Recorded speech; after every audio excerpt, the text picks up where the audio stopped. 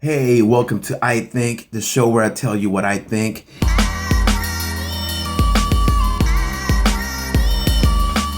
And recently I posted some things about the Haitian-Dominican conflict. And what I was trying to do is bring a little bit of the history of why the conflict is going on. Obviously, I can't give you all the history. There's a lot of history. So there were some things that were left out. And there's been a conflict going on. You know, Haitians killing Dominicans, Dominicans killing Haitians. It's been happening for many, many years. But my point of bringing it up is not about the conflict. It's about why it's happening and how we can resolve it. The issue is that slavery is still very well in the minds of both Haitians and Dominicans. And when I mean slavery, doesn't mean that it's forced labor. I'm talking about the consequences of having such a destructive environment for so many years. We haven't been able to get over that. And that's the real issue at hand. Back then, in order for you to control so many men, because they brought a lot of men from Africa, and these weren't your weak men that you can just control just by telling them things. These were really strong men. They brought the best, the strongest. So how do you control the majority, which they became the majority in these islands? And so how do you control them? And obviously there were a lot of methods to doing this, and you basically had to take their mind away. And when you take a man's mind away, then he's not able to fight. He loses that spirit that wants that freedom. And that's what they did. They broke down these men. They broke them down to the point that they were not rebelling. They were not fighting. They were docile. They were just doing what they were told. Imagine years and years of going through this. How do you get over it? And we still haven't gotten to that point. And that's the real behind the scenes of this conflict. For example, you can just go on and Google the Willie Lynch letter.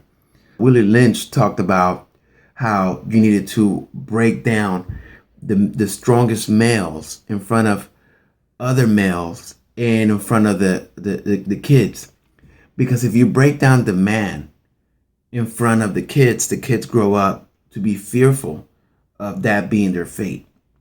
Also, you do this in front of the mother, because if you break down the strongest man in front of the mother, then she's going to teach that child to be submissive in order to self-protect her offspring and for it to not end up with the same fate as well. They were breaking down the male figure. The women were forced to teach their kids to be weaker, and not physically, but just mentally weaker, in order for the kids not to run into any conflict, and therefore they can live longer, which is part of the human process. This is something that was done not for that generation of people, but it was done in order to have future generations become weaker and weaker and weaker. And with each generation becoming weaker, they could never recover. And in a way, that method has succeeded, especially in what is the Hispaniola Island. You look at the politics, like they're very weak politics compared to the strong man that lived there. That island should be really thriving with so many men willing and able to work. You should have a thriving economy. But, the corruption and all of this, that comes from way back then. It was always set up for it not to succeed. Another part of the breakdown of where this conflict comes from is language. Language was used in order to stop slaves from communicating with each other and plotting against the masters. So if you spoke a certain language, you were sent one way, and if you spoke a different language, you were sent another way. And they kept dividing up everyone, so everyone would not be able to understand except understand the master. Also, they took away the mother tongue, from Africa. They had to take that away because they couldn't understand it. So they need to take that away and teach them not the correct language, but teach them a dialect, just enough for the slaves to be able to work. you wouldn't teach them exactly the proper language because you don't want them understanding you completely. But you teach them enough to know to, go work there, go work here. Small increments of the language, these became dialects. And if you really dig deep into the dialects of the Hispaniola island, Haitians speak a dialect derived from French, Creole, which is not French, but it's a dialect of it. So you'll have a lot of French words, but you won't necessarily have the complete French language. Same thing with Dominican Republic, even though it is Spanish, it is a dialect from Spanish. Dominicans speak very differently from a Spaniard. It's its own accent and its own words and its own thing. This was done on purpose so that people wouldn't be able to understand the mother language as well, but just understand enough to do the work.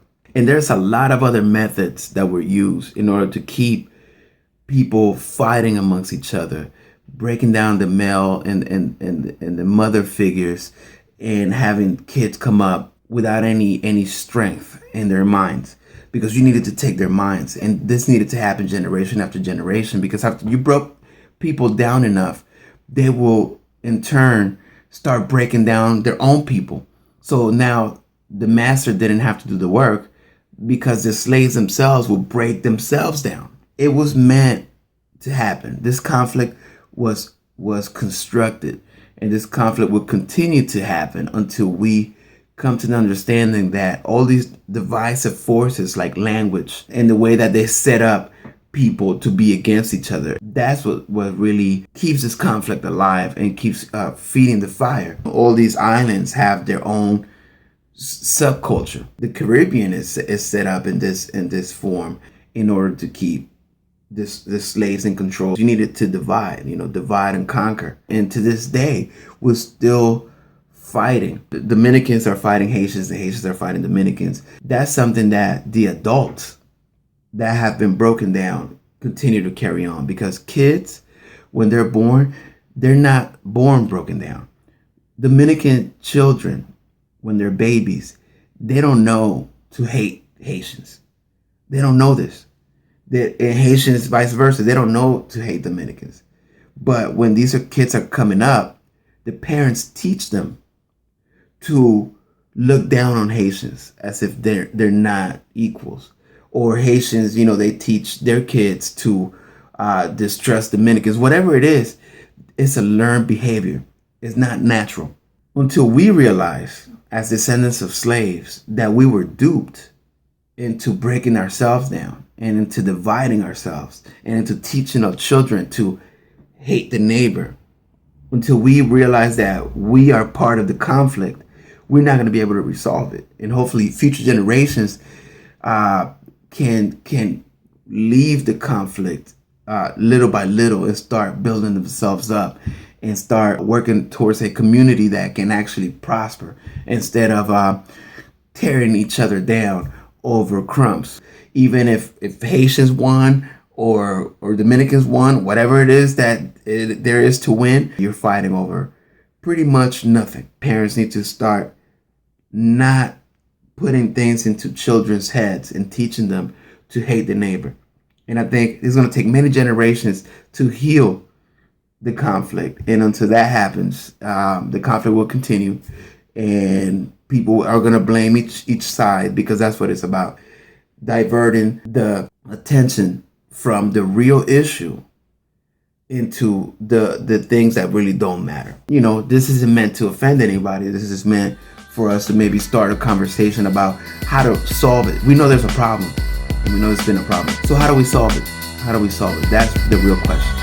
So until next time.